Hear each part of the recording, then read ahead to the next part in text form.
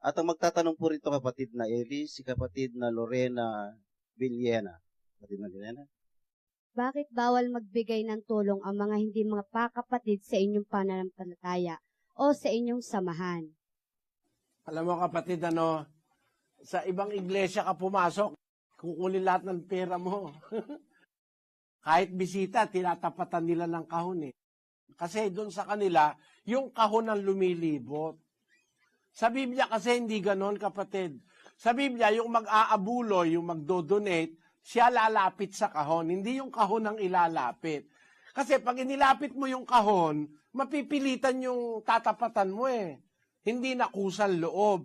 Ang utos kasi sa Biblia, kusang loob. 2 Korinto 9:7. Magbigay ang bawat isa ayon sa ipinasya ng kanyang puso.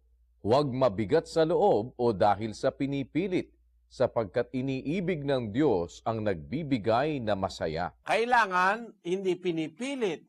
Kailangan wag mabigat sa loob. Magbibigay ka ayon sa pasya ng kalooban mo, ng puso mo. Kaya nung unang siglo, sa panahon ni Kristo, yung nag-aabulo, yun ang lumalapit sa kahon. No? Basahin natin yung pangyayari sa 12 ng Marcos, versikulo 41. At umupo siya sa tapat ng kabangyaman at minasdan kung paanong inihuhulog ng karamihan ang salapi sa kabangyaman. At maraming mayayaman ang nangaguhulog ng marami. At lumapit ang isang babaeng bao at siya'y naghulog ng 2 lepta na ang halagay halos 1 beles. Kita mo, ginawa ni Kristo, naupo siya dun sa tapat ng kabangyaman, ng kahon. No? Lumalapit yung mga tao naguhulog. Hindi ang ginawa ni Kristo, kinuha yung kahon, inilapit sa mga tao.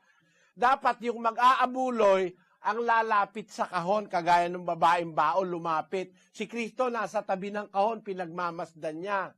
Ibig sabihin, yung kahon nasa isang lugar, hindi inilalapit, para kusang loob yung tao lalapit kung gusto niya magbigay. Kasi pag tinapatan mo ng kahon, kung walang pambigay, di mapapahiya yun, magiging impresyon, parang maramot, ayaw magbigay. Kung talagang wala ka namang ibibigay, mapapasama pa impresyon ng tao sa'yo.